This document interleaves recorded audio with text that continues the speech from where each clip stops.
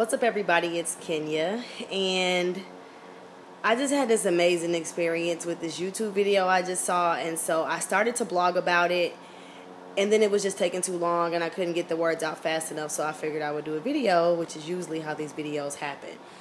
So, pretty much the video is called, What's the Purpose of Alcohol? And people close to me know that I'm a major fan of Abraham Hicks.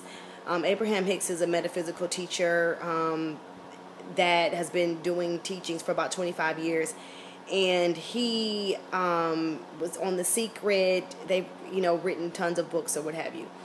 But Abraham is a spirit that inhabits the body of Esther Hicks. It's kind of a complicated story, but the most prolific teacher of our time. So I'm watching this video on what's the purpose of alcohol, and when I say it spoke to me so much that I just had to do this video, and the first thing that comes to mind when you hear, okay, so what happens is the lady is asking Abraham, and that's the format. So people get up and they ask Abraham questions, and Abraham comes from the perspective of source energy, and Abraham answers these questions. And so the lady says that she's on the cruise, and she's on the cruise with 10 people, 3 of which are in AA currently. And because the ones in AA, of course, they're not drinking, she's starting to feel guilty about her own drinking. And she wants to know, like, what's the purpose of alcohol on this plane? Why is alcohol around? And the answer that Abraham gives was so, I've never heard this before. So pretty much what Abraham says is that, in life, we experience contrast. We're all source energy, right? We're all tuned into the God source that created the world. And that God source doesn't offer any resistance to anything in life. So simply put, God is never angry.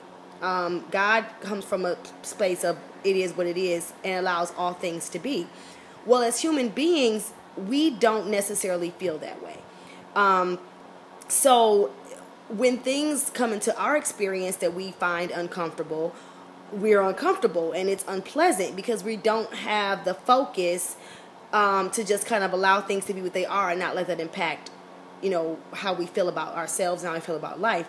And so what Abraham said is that many times what you choose to do is you choose to use a substance to make you feel better about that uncomfortableness.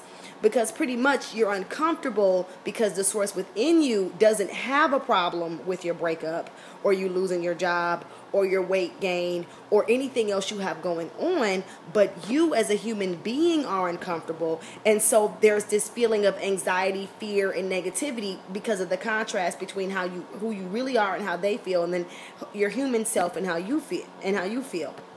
And what Abraham said is that people oftentimes who are drug addicts or alcoholics have such a strong inner being, such a strong connection to source, that they are more intolerant of that uncomfortable feeling than other people. And because they're so uncomfortable, they're motivated to do whatever they can do to make that feeling go away and to get in a space that feels more like being in alignment with source energy. Oh my God, y'all. And what Abraham said is, how can you ever fault someone for doing anything that they're doing in an effort to feel better? Like, how can you ever judge someone who wants to be in alignment with source energy so bad that they're willing to do something like hurt themselves to get in alignment with source energy? It took me, because I totally understand what Abraham is saying.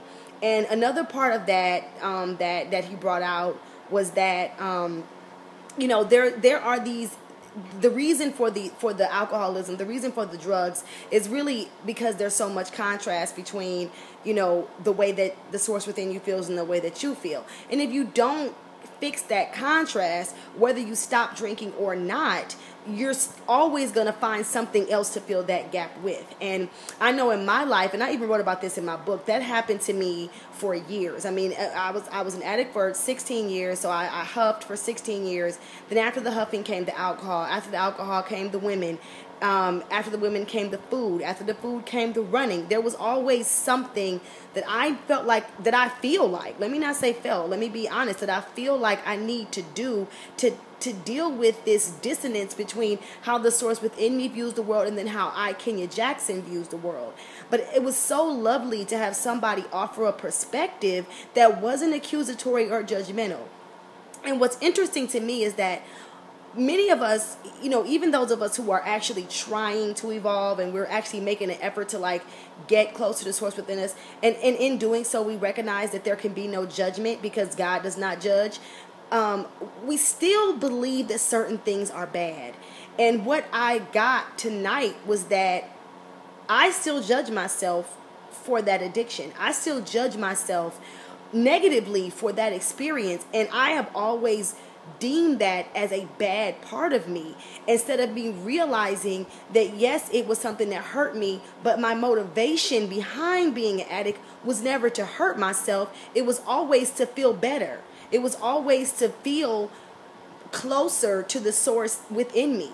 You know what I mean? And I get that this is kind of out there, people who don't listen to these teachings, and that's fine, because one thing that she said is that, the source within you is always calling you to be who you are.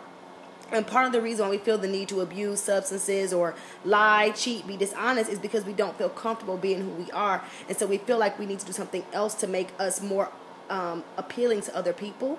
And so I am working through me just being who I am and me accepting that and accepting all the parts of me, even those that I may have viewed in the past as negative, as really a reaching.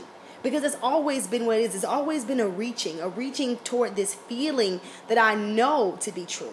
Because I find that I drink when I go out because I don't like the way people treat each other. I don't think people talk to each other nice. I don't like how inconsiderate and nasty people are. And I don't like how judgmental they are either. And so I usually drink to kind of just relax myself so that I'm not so uptight, so angry, so sensitive, and so hurt when those things occur, and I can just be a lot easier.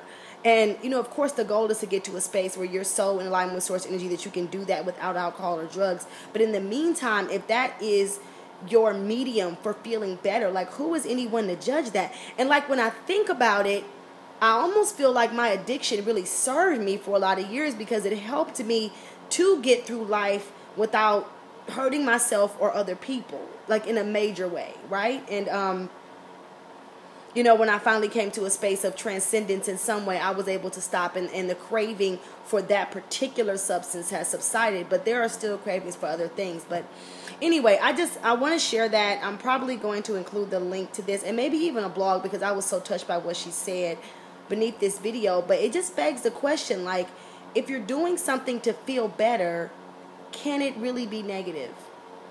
Can it really be negative? I just wonder what you think. Post your comments. Bye.